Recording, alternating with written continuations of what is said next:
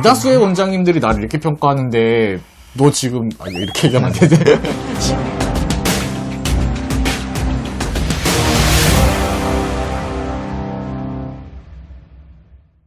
다음은 평가에 대한 항목들을 좀 한번 논의를 해봤으면 좋겠어요. 병원에서 일하시는 분들은 프라이드가 강하기 때문에 기본적으로 평가를 싫어합니다.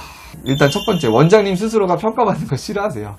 본인은 싫어하는데 직원 보고 하라고 하면 직원들은 좋아하겠어요? 그러니까 직원들도 싫어하는 게 당연한데, 일단은 목표와 목적을 갖다 좀 명확하게 얘기해야지 저항감이 좀 적을 것 같아요. 그래서 직원들한테 왜 평가를 하는지 추천드리는 거는, 평가라는 목적이 직원분이 병원에서 하는 일이 명확해지고 병원이 직원한테 부여하는 잡이, 하고 싶은 일과 시키는 일을 일치시키는 일을 갖다가 목표로 해가지고 평가를 하면 그나마 저항이 좀 적은 것 같아요. 왜 그러면 이거는 동의하지 않을 수 없거든요.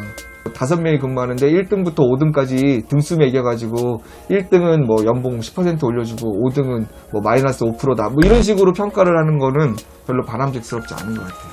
평가를 위한 평가가 될 수도 있고, 직원들이 저항감이 되게 크고, 또 현실적으로도 옳지도 않고, 윤리적으로도 또 맞지도 않은 것 같고. 이게 말씀하셨던 그 저항감이라는 거에서 저는 좀 공감을 많이 하는데, 정말 중요한 거는 만약에 이 사람이 어떤 부분에서 능력이 떨어졌을 때 평가라는 사람이 이 사람을 납득시킬 수 있어야 돼요.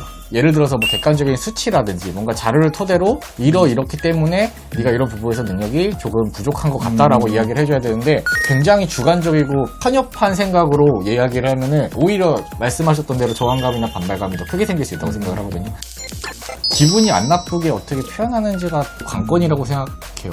어떤 원장님이 저한테 아무 얘기도 안 할 수 있는데 잘하는 것도 알고, 그런데 나는 실장이가 더는 오래 가고 싶기 때문에 잔소리라고 들으실 수도 있겠지만 그런 마음으로 하는 거니까 기분 나쁘게 생각 안 했으면 좋겠다라고 하니까 기분이 나빴다가 조금 풀리는 그런 게 있었거든요. 그러니까 이분이 악의를 갖고 하는 게 아니라 좋은 의도로 나한테 저발을 하고 있는 걸 이해하는 그래서 거죠. 그런 것들을 아까도 말씀하셨다시피 전문직이다 보니까 프라이드가 굉장히 강합니다. 그런데 이렇게 조금 달래주면서 채찍과 당근을 좀 번갈아 가면서 쓸 필요가 있다고 저는 생각을 해요. 정리를 하면 평가를 할 때 일단은 두 가지가 필요한 것 같아요. 정량적 평가, 정성적 평가.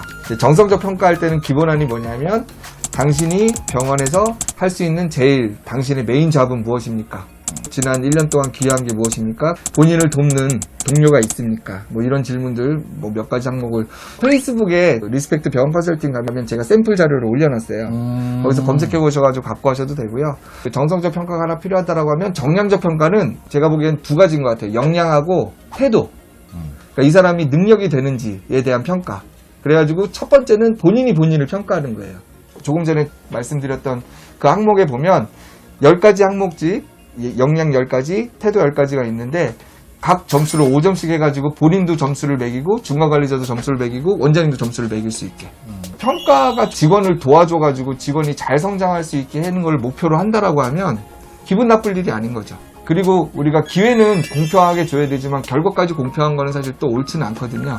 직원들이 연봉이나 뭐 급여, 복리후생 뭐 이런 거에 대해서 기준을 삼을 때 이 평가 항목으로 사실 기준을 삼으면 되는데, 병원들이 많이 힘들다 보니까 미루기만 하지 하긴 해야 되는데 언제 해야 되나 뭐 이런 식으로 하다가 연봉 협상 직전에 하면 이제 직원들은 오해하기 쉽죠. 아, 원장님이 월급 올려주기 싫으니까 이런 식으로 나를 평가하는구나라고 하기 때문에, 처음에 제도 도입할 때는 될 수 있으면 1년에 한 2번 정도 했으면 좋겠어요. 그러니까 연봉이랑 아무 상관없는 시기 있잖아요. 한 6개월 정도 지났을 때. 그러면 이제 직원이 이제 뭐가 부족하고 뭐가 잘하는지가 어느 정도 판단이 되거든요. 그러면 소규모일 때는 원장님 직접 하시기 좋지만 원장님 하기 좀 버거우면 관리자가 이제 나서가지고 그 평가 항목을 리스트를 쫙 펴놓고 인터뷰를 하는 거죠. 아까 말씀드렸던 그 질문 항목들을 이렇게 물어보다 보면 병원 차원에서 뭘 도와줘야겠다는 게 좀 선이 잡혀요. 그리고 그분도 때로는 이게 원장님도 모를 수도 있거든요. 그러니까 이거 평가한 내용들을 갖다가 나중에 원장님이 볼 수 있다라고 미리 안내해주고, 원장님한테도 한 걸 갖다가 피드백 좀 해달라고 얘기를 해가지고 그 두 가지 정량적, 정성적 평가에 대한 내용을 원장님이 피드백한 다음에 그걸로 어떻게 보면 안정적인 결과가 나올 수 있도록 마지막으로 보상에 대한 얘기를 이제 마무리를 하고 빨리